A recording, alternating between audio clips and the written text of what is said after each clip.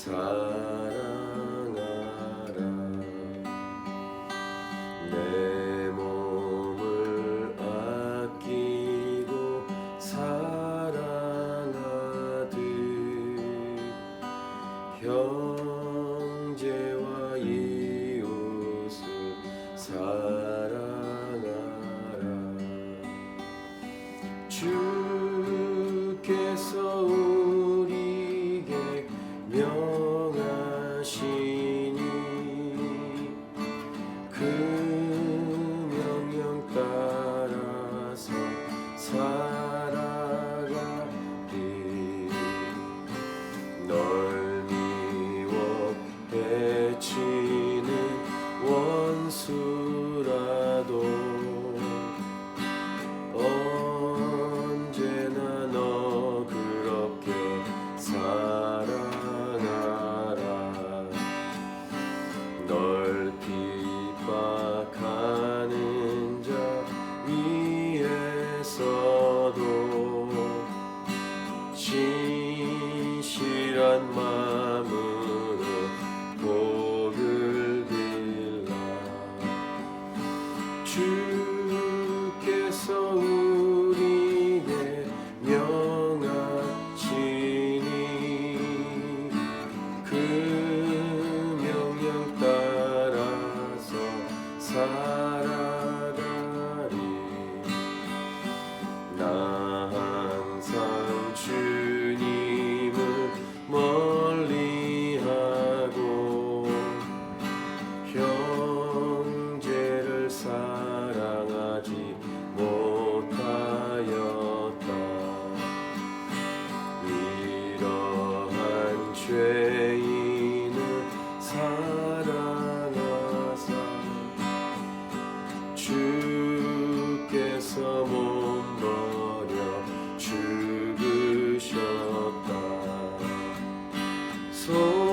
속죄의 큰 사랑 받으니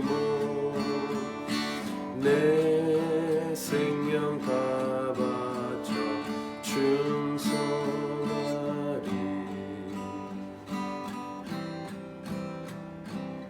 어제 말씀 본문처럼 두렵고 떨리는 마음으로 구원을 이루어가라, 이런 말씀을 어제 본문에서 우리가 묵상했는데, 그런 구체적인 예가 될 수 있는 내용이 오늘 본문입니다. 그러니까 두렵고 떨리는 마음으로 구원을 이루어가는 삶은 어떤 삶인가, 이것을 두 명의 인물을 통해서 오늘 성경은 우리에게 소개하고 있습니다. 다른 말로 표현한다면 복음에 합당한 삶의 모습은 어떤 모습일까, 이렇게도 표현할 수 있겠습니다. 디모데와 에바브로디도, 이 사도 바울의 두 명의 제자를 사도 바울이 소개하는데, 이 두 명의 공통점은 바울의 공통점과 같습니다.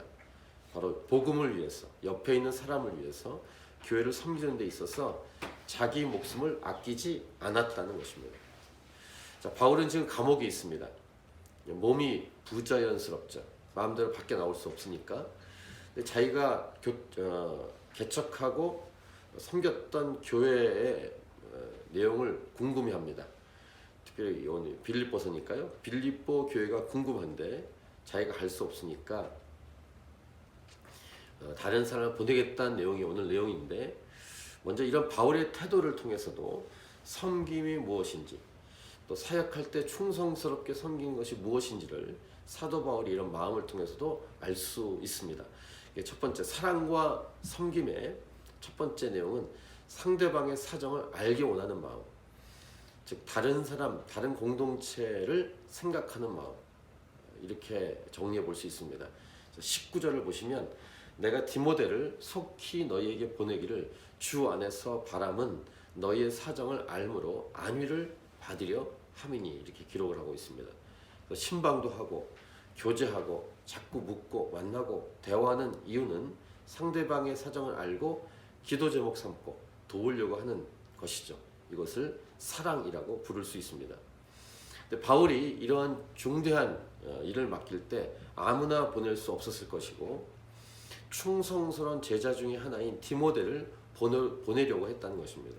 그래서 20절, 21절이 그 내용입니다. 이는 뜻을 같이하여 너희 사정을 진실이 생각할 자가 이밖에 내게 없습니다.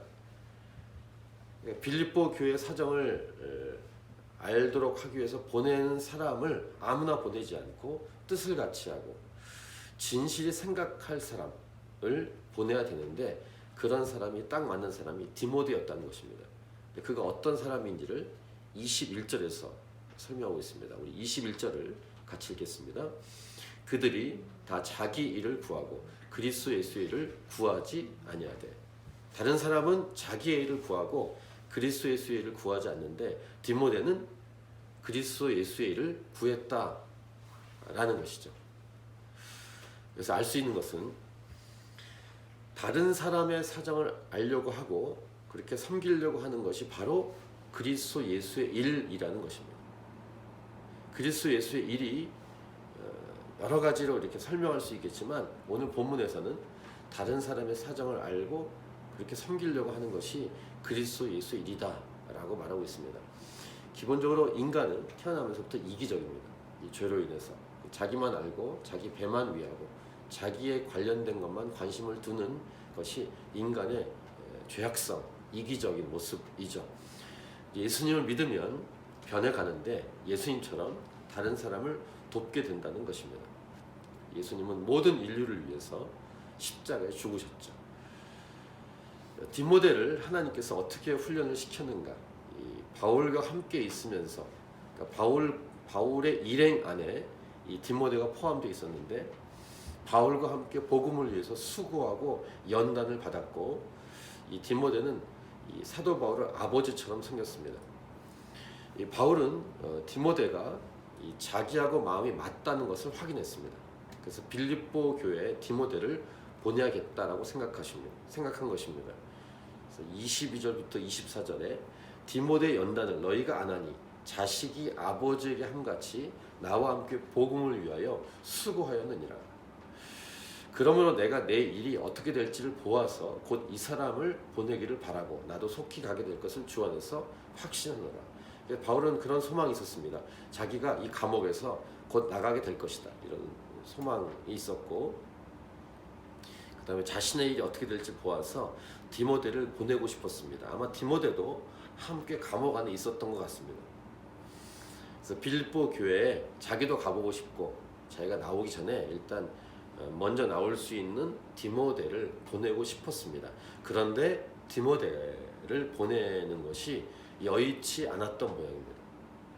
그래서 다른 제자를 또 얘기하는데, 그 두 번째 제자가 에바브로디도입니다. 에바브로디도는 또 어떤 사람인가? 25절을 같이 읽겠습니다.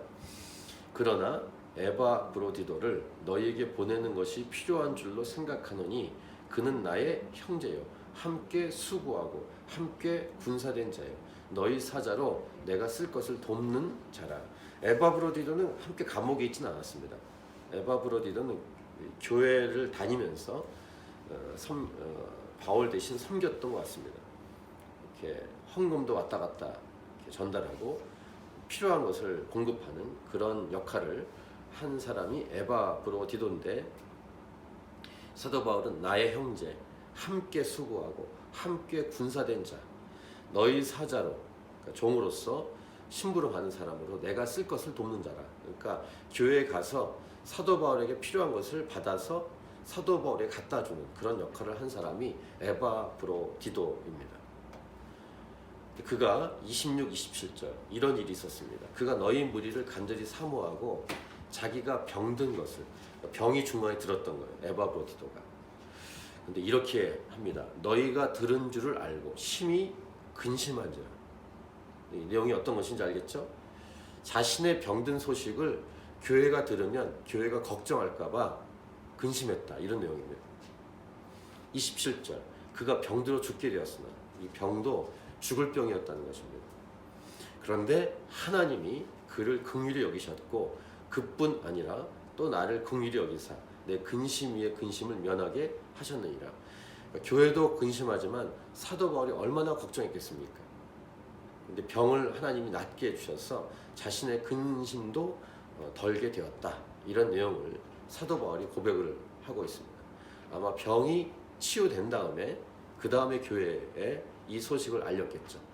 병이 들었을 때 알리면 이 교회가 너무 염려할까봐 아마 병이 치유된 기적을 경험한 다음에 알린 것 같습니다. 그러니까 바울과 비슷한 사람입니다. 디모데도 그렇고 에바브로디도도 그렇고 사랑과 섬김의 본이 되는 목숨까지 아꼈던 사도 바울과 비슷한 그런 충성된 일꾼들이었다는 것입니다. 세 번째 메시지는 사랑이란 다른 사람을 생각하는 것이다. 다른 사람을 위하는 것이다. 바울도 자기 감옥에 있는 것보다 교회 사정을 알고자 하고 있었고 에바브로디도도 자기 병보다 교회가 걱정할까 봐 생각하는 사람이었기 때문입니다. 이것을 섬김이라고 부르고 사랑이라고 부릅니다. 이런 에바브로디도를 고쳐주심으로 에바브로디도도 참 좋고 에바브로디도를 걱정하는 교회나 사도 바울의 근심도 덜게 되는 이런 역사를 하나님이 허락해 주셨습니다. 이러한 사람들이 바로 하나님의 사람들이다 라는 것이고 사랑과 섬김의 본이 되는 사람들의 모습입니다. 이러한 에바브로디도 교회를 그렇게 사랑하고 교회를 그렇게 생각하는 에바브로디도를 이제 드디어 보내게 됩니다. 서로 기뻐하도록 하겠다라고 말합니다. 얼마나 교회가 에바브로디도를 보고 기뻐할까. 아프다는 소식을 들은 사람들 입장에서는 지금은 어떨까 생각했는데 건강한 모습으로 봤을 때 교회도 굉장히 기뻐했을 것입니다. 교회를 그렇게 생각하는 이 에바브로디도 또 사도 바울의 마음을 볼 수 있는데 여기서 또 하나 마지막으로 묵상할 수 있는 내용은 편지로 요즘 같으면 이렇게 인터넷 여러 가지 온라인으로 인사할 수도 있고 할 수 있지만 직접 가서 교회를 본다는 방문한다는 것이 얼마나 중요한지를 여기서 알 수 있습니다. 자, 28절 그러므로 내가 더욱 급히 그를 보낸 것은 너희로 그를 다시 보고 기뻐하게 하며 내 근심도 덜려 함이니라 이렇게 이야기하고 있습니다. 마지막 메시지 이것입니다. 부흥회 때의 핵심 메시지이기도 했는데 사랑한다면 또 사랑을 위해 교회는 우리 성도들은 서로 자주 만나야 한다는 것입니다.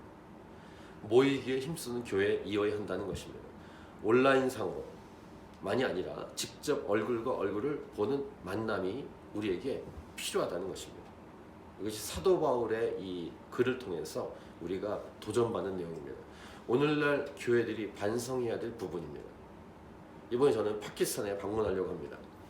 물론 여러 가지 이 편지 레터를 통해서 소식을 들을 수 있고 전화나 여러 가지 내용으로 이렇게 소식을 알 수 있지만 직접 가서 보는 것, 직접 그 땅을 밟고 눈으로 확인하는 것, 그 현지의 바람을 느끼고 온도를 느끼고 사람과 사람이 만나서 대화하는 것, 이것이 가장 중요합니다. 예수님이 우리를 하나님께서 예수님 보내실 때 우리를 구원하기 위해서 하셨던 방법은 직접 인간이 되셔서 직접 경험하게 했다는 것입니다. 여기에 굉장한 원리가 있습니다. 인카이네이션, 성육신 원리, 이게 성경의 아주 중요한 원리입니다. 레터만 보고 온라인으로만 연결하고 영상 통화하고 편지로 연결하고 이런 것도 없는 것보다 낫지만 직접 가서 얼굴을 보는 게 얼마나 중요하니. 여러분들도 경험하셨겠지만 직접 경험하는 것은 간접 경험과 전혀 다릅니다. 부부가 왜 함께 살아야 되는가? 바로 이러한 부분 때문입니다. 그냥 멀리 떨어져서 각자 살면서 돈만 왔다 갔다 하고 내용만 자기의 사정만 알리지. 물론 그런 것이 아예 없는 것보다 낫지만 직접 함께 살아야 합니다. 눈을 봐야 합니다. 대화해야 됩니다. 같이 밥을 먹어야 합니다. 자주 봐야 합니다. 자, 캄보디아도 마찬가지입니다. 우리가 기도를 합니다. 파키스탄을 위해서 기도하고 캄보디아 기도하는데 직접 가봐야 합니다. 물론 그 선교사님이 직접 오셔서 설교하셔서 참 감사했는데 그 선교지에 가서 직접 땅을 밟고 그 어린이들 청소년들과 함께 뒹굴어야 합니다. 그것 귀로만 전해들은 또 영상으로만 보는 것과 전혀 다른 직접 가서 경험하는 것, 온 오감을 사용해서 영혼육이 그 현장에서 그 위치 그 장소에 가서 거기에 있는 지체들과 경험하는 것, 이것이 얼마나 중요한지 이것을 사도 바울의 이 글을 통해서 우리는 확인하는 것입니다. 자, 그 다음 교회에 이런 부탁을 합니다. 29절, 이러므로 너희가 주 안에서 모든 기쁨으로 그를 영접하고 또 이와 같은 자들을 존귀히 여기라, 이렇게 말하고 다시 마무리, 이 에바브로디도의 충성됨, 또 교회를 사랑함에 대한 내용을 다시 마지막에 언급하고 있습니다. 자, 30절을 같이 읽겠습니다. 그가 그리스도를 위하여 죽기에 이르러도 자기 목숨을 돌보지 아니한 것은 나를 섬기는 너희의 일에 부족함을 채우려 함이니라, 이렇게 사도 바울이 고백하고 있습니다. 이 부족함을 채운다는 것은 뭐냐면은 빌립보 교회 성도들이 다 와서 바울을 보면 좋겠지만 그 당시는 그것이 어려웠을 것이고 지금도 쉽지 않죠. 그렇게 가려면은 아무리 비행기를 타고 간다고 해도 시간과 물질과 기회를 만들기 어려운데 에바브로디도가 왔다 갔다 하면서 그것을 채웠던 것입니다. 그 간극을, 부족함을. 그래서 나를 섬기는 너희의 일에 부족함을 채우려 함이니 라고 말한 것인데, 그렇게 하다가 그 당시는 아마 걸어 다니거나 기껏해야 나귀를 탔을 텐데 에바브로디도의 목숨이 위태할 지경까지 병이 들었던 것입니다. 그것이 바로 이 에바브로디도의 섬김이었다라는 것입니다. 마지막 메시지입니다. 사람을 섬기는 일이 바로 그래서 하나님의 일이다 라는 것을 우리에게 다시 30절은 말하고 있습니다. 그가 그리스도의 일을 위하여, 그 내용은 뭡니까? 왔다 갔다 하면서 교회와 사도 바울 일행을 왔다 갔다 하면서 섬겼던 일, 이것을 사도 바울은 그리스도 일, 하나님의 일이라고 말하고 있습니다. 이 하나님의 일에 교회는 이 땅에 존재하고 있다라는 것입니다. 이 일에 저와 여러분이 함께 동참하고 헌신할 수 있길 바라고, 선교지 현장, 복음 현장에 가는 기회가 있으면 적극 여러분 참여하십시오. 직접 참여하십시오. 기도와 헌금도 하지만 몸으로 함께 참여할 수 있길 축복합니다. 우리 캔버라 하나님의 차이신 교회가 이렇게 역동적인, 머리로 동의하거나 말로만 하는 게 아니라 직접 몸으로 뛸 수 있는 그런 살아있는 교회가 될 수 있기를 간절히 기도합니다. 오늘 말씀을 가지고 개인적으로 계속 기도하면서 주 앞에 나아가도록 하겠습니다.